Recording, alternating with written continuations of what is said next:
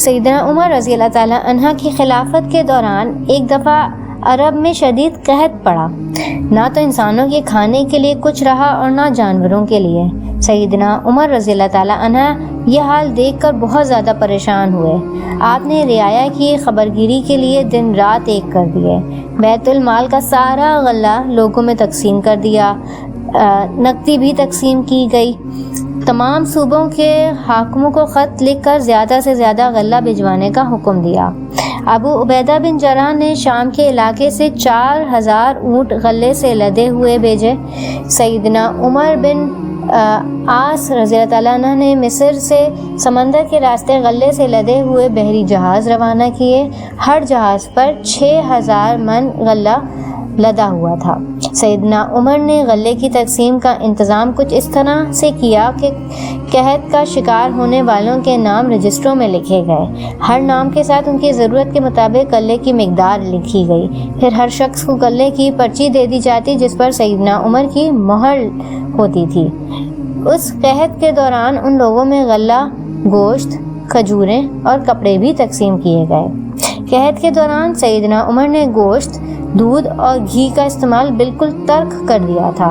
اکثر بھوکے رہتے یا عام لوگوں کے ساتھ مل کر کھاتے۔ اس فاقہ کشی کا اثر آپ کے جسم پر بھی پڑا۔ لوگ انہیں دیکھ کر کہتے کہ اگر قحط دور نہ ہوا تو رعایا کا غم انہیں مار ڈالے گا۔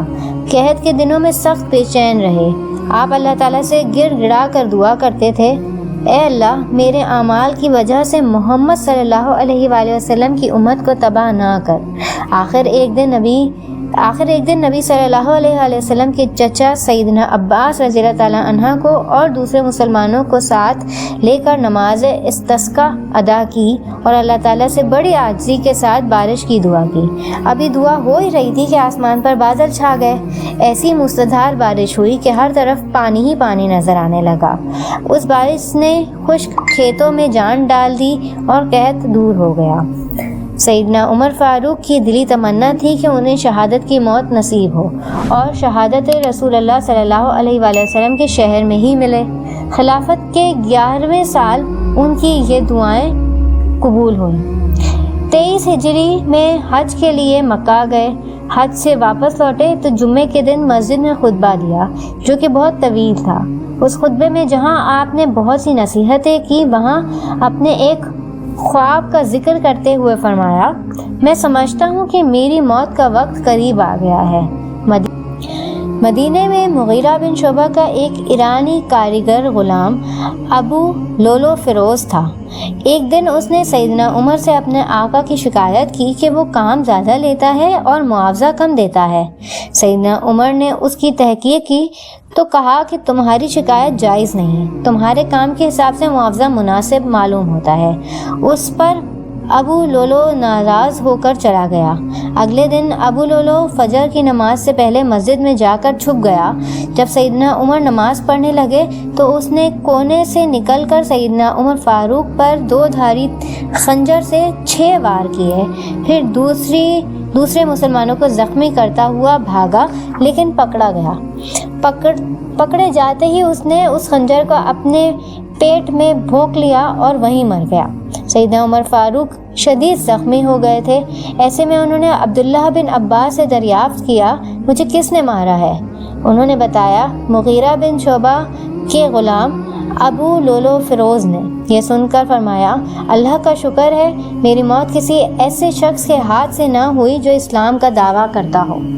لوگ آپ کو اٹھا کر گھر لائے۔ تمام لوگ غم سے نڈھال تھے۔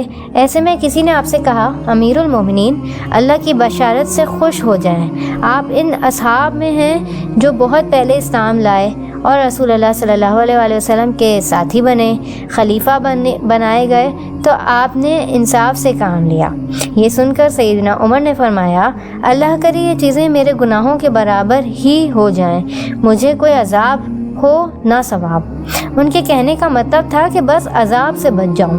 حالت جب زیادہ نازک ہو گئی تو فرمایا، میں خلافت کا حقدار عثمان، علی، عبد الرحمن بن عوف، سعد بن ابی وقاص، طلحہ اور زبیر رضی اللہ تعالیٰ عنہ سے زیادہ کسی کو نہیں سمجھتا۔ رسول اللہ صلی اللہ علیہ وآلہ وسلم بھی وفات تک ان سے خوش تھے۔ اس میں سے جسے خلیفہ چن لیا جائے اس کی اطاعت کرنا۔ پھر اپنے بعد ہونے والے خلیفہ کے لیے وصیت کی کہ مہاجرین اور انصار سے اچھا سلوک کرنا، جو لوگ ہماری پناہ میں آ جائیں ان کی جانوں اور مالوں کی حفاظت کرنا، ان سے کیے ہوئے عہد کو پورا کرنا۔ آپ نے یکم محرم 24 ہجری کو 63 سال کی عمر میں وفات پائی۔ آپ کو شہادت کا رتبہ ملا۔ آپ کو نبی کریم صلی اللہ علیہ وآلہ وسلم کے ساتھ دفن کیا گیا۔ آپ کی اولاد میں 9 لڑکے اور 5 لڑکیاں تھیں۔ آپ کی بیٹی سیدہ حفصہ کو رسول اللہ صلی اللہ علیہ وآلہ وسلم کی ازواج مطہرات میں شامل ہونے کا شرف حاصل ہے۔ سیدنا عمر فاروق رضی اللہ تعالیٰ عنہ میں زہد و تقویٰ اپنی انتہا پر تھا۔ عبادت کا شوق ان کی روح کا حصہ بن چکا تھا۔ نوافل ادا کرتے، روزے رکھتے، قرآن میں قیامت کی آیت پڑھ کر بہت روتے۔ رمضان المبارک میں پورا مہینہ تراویح کی نماز کو آپ ہی نے باجماعت کروایا۔ آپ بہت بہادر تھے، سوائے اللہ کے کبھی کسی سے نہ ڈرتے تھے۔ صبر، برداشت اور تحمل ان کی ذات کا نمایاں حصہ تھے۔ نبی کریم صلی اللہ علیہ وآلہ وسلم سے بے انتہا محبت رکھتے تھے۔ نبی کریم صلی اللہ علیہ وآلہ وسلم نے انہیں دنیا ہی میں جنتی ہونے کی بشارت دے دی تھی۔ سیدنا عمر فاروق رضی اللہ تعالیٰ عنہ کو اللہ تعالیٰ نے فصاحت و بلاغت کی خوبیوں سے نوازا تھا۔ ان کی زبان سے ہمیشہ حکمت و دانائی ہی کی بات نکلتی تھی۔ آئیے ہم بھی ان کے چند اقوال کا مطالعہ کریں۔ نمبر 1، جس سے تمہیں نفرت ہے اس سے ڈرتے رہو۔ نمبر 2، جو خود کو جنتی کہے وہ جہنمی ہے۔ نمبر 3، توبہ کی تکلیف سے گناہ چھوڑنا آسان ہے۔ نمبر 4، بزرگ بننے کے لیے علم حاصل کرو۔ نمبر 5، جو آدمی خود کو عالم کہے وہ جاہل ہے۔ نمبر 6، بڑھاپے سے پہلے جوانی اور موت سے پہلے بڑھاپے کو غنیمت سمجھو۔ نمبر 7، سلامتی گمنامی میں ہے۔ نمبر 8، کم بولنا دانائی، کم کھانا صحت، کم سونا عبادت اور عام لوگوں سے کم ملنا عافیت ہے۔ نمبر 9، سب سے بری آوازیں 2 ہیں، نوحہ اور راگ۔ نمبر 10، برا چاہنے والے کی دوستی سے پرہیز کرنا ضروری ہے۔ اور نمبر 11، جو عیب سے آگاہ کرے وہ دوست ہے، اور جو اس پر تعریف کرے وہ ایسا ہے جیسے دوسرے کو ذبح کر رہا ہو۔